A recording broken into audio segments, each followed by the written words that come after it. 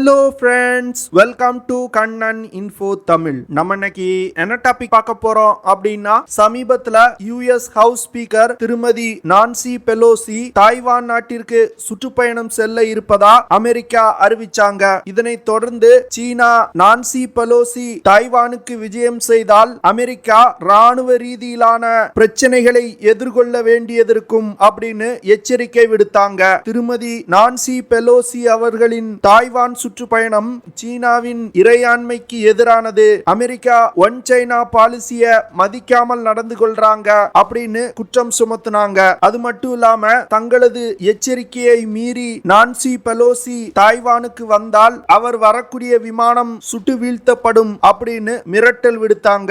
சீனாவின் இந்த எச்சரிக்கைக்கு பிறகுதான் இந்த பிரச்சனை பெரிதாக தொடங்கியது. சீனாவின் எச்சரிக்கையை கண்டு அமெரிக்கா பின்வாங்குச்சு அப்படின்னா அமெரிக்காவுக்கு அது ஒரு மிகப்பெரிய அவமானமா இருக்கும். சீனாவிற்கு அமெரிக்காவையே நாங்க பின்வாங்க வச்சிட்டோம் அப்படிங்கிற ஒரு பேர் இருக்கும். ஆனா சீனா நினைத்தது போல் அமெரிக்கா பின்வாங்கல.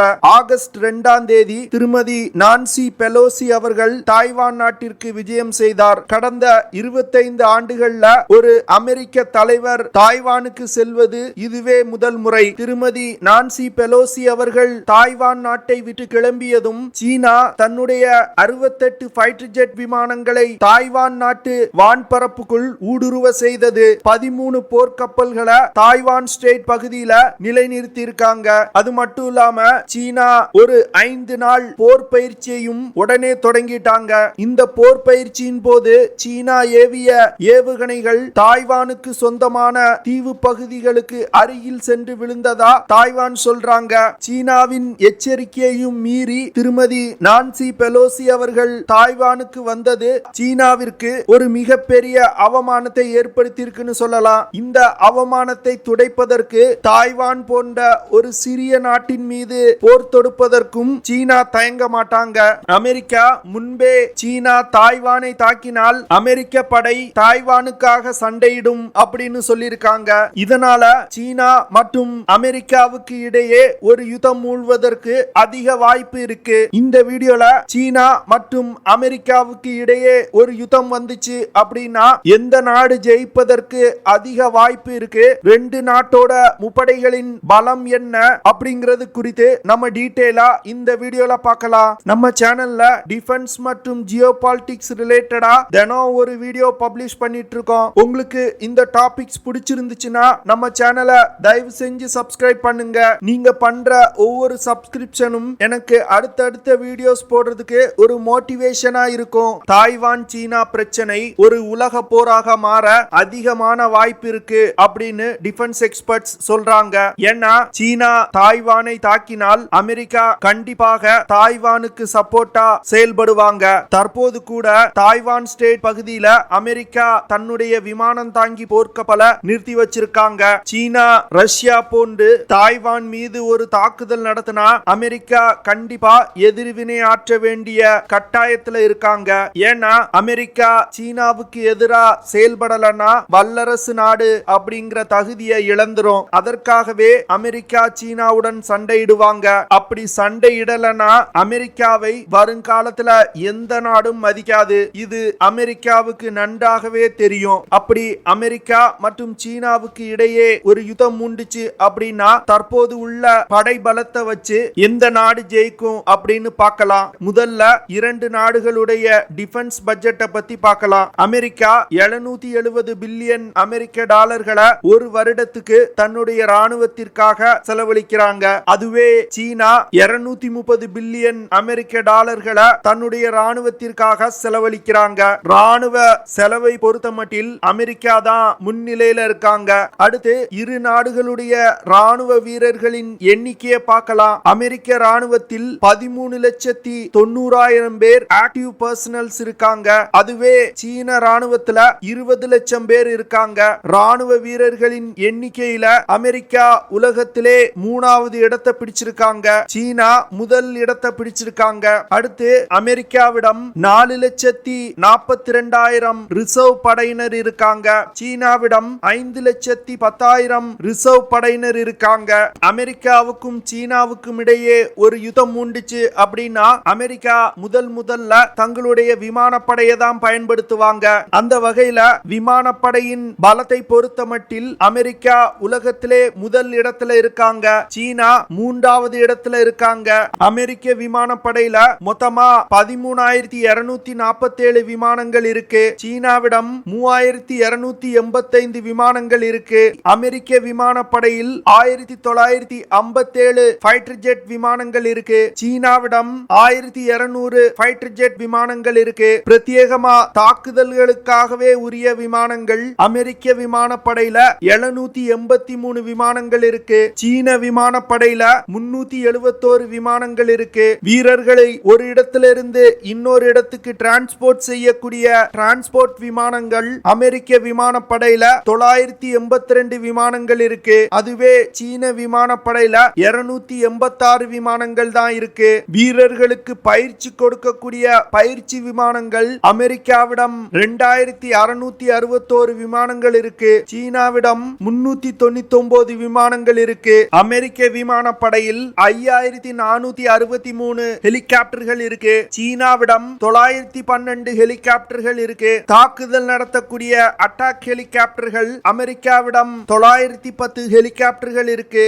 சீன விமானப்படையில 281 அட்டாக் ஹெலிகாப்டர்கள் இருக்கு. விமானப்படையை பொறுத்தமட்டில் உலகின் சக்தி வாய்ந்த மற்றும் அதிபயங்கர விமானப்படையா அமெரிக்கா திகழ்றாங்க. அவர்களுடைய விமானப்படை உலகின் பல்வேறு பகுதிகளில் நடந்த யுத்தங்கள்ல பங்கெடுத்திருக்கு. அதுவே சீன விமானப்படையை பார்த்தீங்க அப்படின்னா உலகின் 3வது சக்தி வாய்ந்த விமானப்படையா இருக்கு. ஆனா 2 விமானப்படைக்கும் உள்ள வித்தியாசத்தை பார்த்தோம் அப்படின்னா அமெரிக்க விமானப்படை ஒரு 3-4 மடங்கு சீன விமானப்படையை விட பெரிது. இந்த காரணங்கள்னால அமெரிக்க விமானப்படை வலிமையானதா இருக்கு. 3ஆம் உலக போர் ஆசிய நாடுகளை மையமா வச்சுதான் நடக்க போகுது அப்படின்னு டிஃபென்ஸ் எக்ஸ்பர்ட்ஸ் சொல்றாங்க. அதுவும் குறிப்பா இந்தியா சீனா இல்லனா சீனா தைவான் இந்த நாடுகளுக்கு இடையிலான பிரச்சனையின் காரணமா தான் 3ஆம் உலக போர் வெடிக்கும் அப்படின்னு சொல்லப்படுது. இதனால இதற்கு முன்பு நடந்த 2ஆம் உலக போரை பற்றி தெரிஞ்சுக்கிடலாம் அப்படின்னு நான் சில புத்தகங்களை தேடி படிக்க ஆரம்பிச்சேன். அந்த வகையில குக்கு எஃப்எம்ல செகண்ட் வேர்ல்ட் வார் அப்படிங்கிற ஆடியோ புக்கை நான் கேட்டேன். இந்த ஆடியோ புக்ல ஆங்கிலத்துல கிறிஸ்டோபர் கேத்தர்வுட் எழுதிய செகண்ட் வேர்ல்ட் வார் தி பிகினர்ஸ் கைட் அப்படிங்கிற புத்தகத்தை அழகா தமிழ்ல எக்ஸ்பிளைன் பண்ணியிருந்தாங்க. அந்த ஆடியோ புக்ல இருந்து நான் நிறைய இன்ட்ரெஸ்டிங்கான விஷயங்களை கேள்விப்பட்டேன். இதுவரைக்கும் செகண்ட் வேர்ல்ட் வார் எப்படி நடந்துச்சு அப்படின்னு நான் நினைச்சிட்டு இருந்தனோ அதுல இருந்து டோட்டலா ஒரு வித்தியாசமான ஒரு வியூவை அந்த புத்தகம் எனக்கு கொடுத்துச்சு. 2ஆம் உலக போர்ல நடந்த முக்கியமான விஷயங்கள் மற்றும் தலைவர்களுடைய முடிவு, 2ஆம் உலக போர் எதற்காக நடந்தது, போரோட முடிவுல என்னென்ன விஷயங்கள் இந்த உலகத்துல மாறி இருக்கு அப்படிங்கிறது குறித்து ரொம்ப டீடைலா கிறிஸ்டோபர் கேத்தர்வுட் அந்த புத்தகத்துல விளக்கி இருப்பாரு. செகண்ட் வேர்ல்ட் வாரை பத்தி நீங்க நிறைய விஷயங்களை தெரிஞ்சுக்கிடணும் அப்படின்னா குக்கு எஃப்எம்ல செகண்ட் வேர்ல்ட் வார் அப்படிங்கிற இந்த ஆடியோ புக்கை கேளுங்க. இது போன்ற தகவல்களை நாம் படிச்சு தெரிஞ்சுக்கிடணும் அப்படின்னா அதற்கு நிறைய நேரம் பிடிக்கும். ஆனா இந்த ஆடியோ புக்ல ரொம்ப கிளியரா எக்ஸ்பிளைன் பண்ணிருக்காங்க. ஃபேமஸான பல புத்தகங்கள் ஆடியோ புக்கா குக்கு எஃப்எம்ல இருக்கு. தமிழ் ஆங்கிலம் தவிர இந்தியாவின் பல மொழிகள்ல குக்கு எஃப்எம்ல ஆடியோ புக்ஸ் இருக்கு. சிலருக்கு தங்களுடைய நாலேஜை டெவலப் பண்ணிக்கிறதுக்கு ஆசை இருக்கும். ஆனா அவங்களுக்கு புத்தகங்கள் படிப்பதற்கு நேரம் இருக்காது. அப்படி இருக்கக்கூடிய நபர்களுக்கு குக்கு எஃப்எம் ஒரு நல்ல ஆப்ஷன். இதுல சிறப்பான விஷயம் என்ன அப்படின்னா நீங்க எந்த ஒரு வேலையும் செஞ்சுக்கிட்டு ஒரு பாட்டு கேட்கிற மாதிரி ஒரு புக்கை ஆடியோ ஃபார்மேட்ல கேட்டு முடிக்கலாம். குக்கு எஃப்எம் இந்தியாவிலே உருவாக்கப்பட்ட one of the leading audio book app. Kuku எஃப்எம்ல 5000 மணி நேரத்திற்கும் மேலான கண்டென்ட் இருக்கு. குக்கு எஃப்எம் ஓட லிங்க நான் டிஸ்கிரிப்ஷன்ல கொடுத்திருக்கேன். பிளே ஸ்டோர்ல செக் பண்ணி பாருங்க.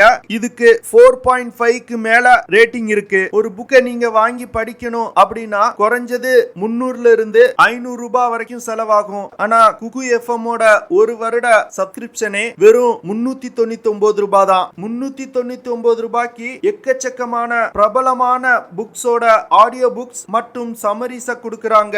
இதுல நம்ம சேனல் சப்ஸ்கிரைபர்ஸ்க்கு ஒரு ஆஃபர் இருக்கு. கண்ணன் 50 அப்படிங்கிற ப்ரோமோ கோட யூஸ் பண்ணீங்க அப்படின்னா 399 ரூபாயில 50% டிஸ்கவுண்ட் பண்ணி வெறும் 199ல ஒரு வருடத்துக்கு எல்லா புக்ஸையுமே நீங்க கேட்கலாம். இந்த ஆஃபர் முதல் 250 நபர்களுக்கு மட்டும்தான். சோ இந்த சான்ஸை மிஸ் பண்ணிராதீங்க. ப்ரோமோ கோட் மற்றும் லிங்கை நான் டிஸ்கிரிப்ஷன்ல கொடுக்கிறேன்.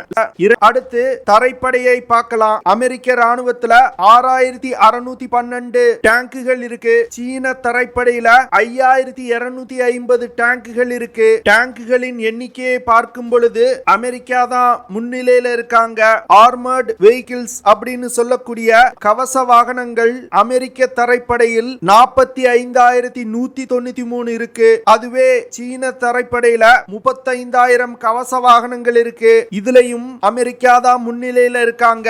அமெரிக்க தரைப்படையில் 1498 செல்ஃப் ப்ரொபல் ஆர்ட்டிலரிகள் இருக்கு. அதுவே சீனாவிடம் 4120 செல்ஃப் ப்ரொபல் ஆர்ட்டிலரி இருக்கு. செல்ஃப் ப்ரொபல் ஆர்ட்டிலரியை பொறுத்தமட்டில் சீனா தான் முன்னிலையில இருக்கு. உலகத்திலே அதிகமான செல்ஃப் ப்ரொபல் ஆர்ட்டிலரி வச்சிருக்க நாடுகளின் பட்டியல்ல சீனா 2வது இடத்துல இருக்காங்க.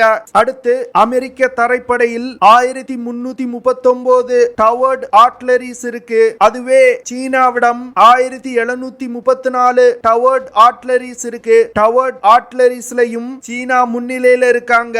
தரைப்படையை பொறுத்தமட்டில் ஆயுதங்களின் எண்ணிக்கையை வச்சு பார்க்கும் பொழுது 50-50 தான் சொல்ல வேண்டியதா இருக்கு. ஏன்னா சில உபகரணங்கள் அமெரிக்காவிடம் ஜாஸ்தியா இருக்கு, சில உபகரணங்கள் சீனாவிடம் ஜாஸ்தியா இருக்கு. தரைப்படையை பொறுத்தமட்டில் உபகரணங்களின் எண்ணிக்கையை வச்சு தீர்மானிச்சிட முடியாது. அதை இயக்கக்கூடிய வீரர்களுடைய பங்களிப்பும் மிகவும் அவசியம். அந்த வகையில அமெரிக்க வீரர்கள் உலகின் பல்வேறு பகுதிகளில் சண்டையிட்டு இருக்காங்க. சீன வீரர்களை பொறுத்தமட்டில் சமீபத்தில் எந்த ஒரு சண்டையிலும் பங்கெடுத்தது கிடையாது.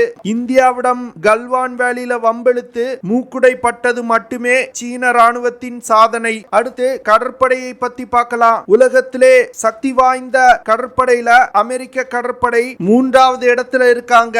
சீனா முதல் இடத்துல இருக்காங்க. அமெரிக்க கடற்படையோட ஃப்ளீட் ஸ்ட்ரென்த் 484. அதுவே சீனாவை பொறுத்தமட்டில் 777. அமெரிக்காவிடம் 13 ஏர்கிராப்ட் கேரியர்கள் இருக்கு. சீனாவிடம் வெறும் 2 ஏர்கிராப்ட் கேரியர் தான் இருக்கு. ஏர்கிராப்ட் கேரியர்களை பொறுத்தமட்டில் உலகின் நம்பர் 1 நாடா அமெரிக்கா இருக்காங்க. ஹெலிகாப்டர்களை லேண்ட் செய்வதற்கு பயன்படுத்தக்கூடிய ஹெலி கேரியர்ஸ் அமெரிக்காவிடம் 9 இருக்கு. அதுவே சீனாவிடம் ஒரு ஹெலி கேரியர் இருக்கு. அமெரிக்காவிடம் 68 நீர்மூழ்கி கப்பல்கள் இருக்கு. சீனாவிடம் 79 நீர்மூழ்கி கப்பல்கள் இருக்கு. அமெரிக்காவை விட 11 நீர்மூழ்கி கப்பல்கள் அதிகமா சீனா வச்சிருக்காங்க. உலகத்திலே அதிக நீர்மூழ்கி கப்பல்கள் வச்சிருக்கிறதும் சீனா தான். அடுத்து அமெரிக்காவிடம் 92 டெஸ்ட்ராயர் ரக போர்க்கப்பல்கள் இருக்கு. சீனாவிடம் 41 டெஸ்ட்ராயர் ரக போர்க்கப்பல்கள் இருக்கு. டெஸ்ட்ராயர் ரக போர்க்கப்பல்களை பொறுத்தமட்டில் அமெரிக்காவிடம் தான் உலகத்திலே அதிக டெஸ்ட்ராயர் ரக போர்க்கப்பல்கள் இருக்கு. டெஸ்ட்ராயர் ரக போர்க்கப்பல்கள் உலகின் வெகு சில நாடுகளால் தான் பயன்படுத்தப்பட்டு வருது. அடுத்து அமெரிக்காவிடம் பிரிகேட்ஸ் ரக போர்க்கப்பல்கள் கிடையாது. சீனாவிடம் 49 பிரிகேட்ஸ் ரக போர்க்கப்பல்கள் இருக்கு. அதாவது பிரிகேட்ஸ் அப்படிங்கிறது டெஸ்ட்ராயர் ரக போர்க்கப்பல்ல இருந்து கொஞ்சம் சிறிய கப்பல். அதனாலதான் அமெரிக்கா பிரிகேட்ஸ் ரக கப்பல்களை தவிர்த்துட்டு டெஸ்ட்ராயர் ரக கப்பல்களையே அதிகமா வச்சிருக்காங்க.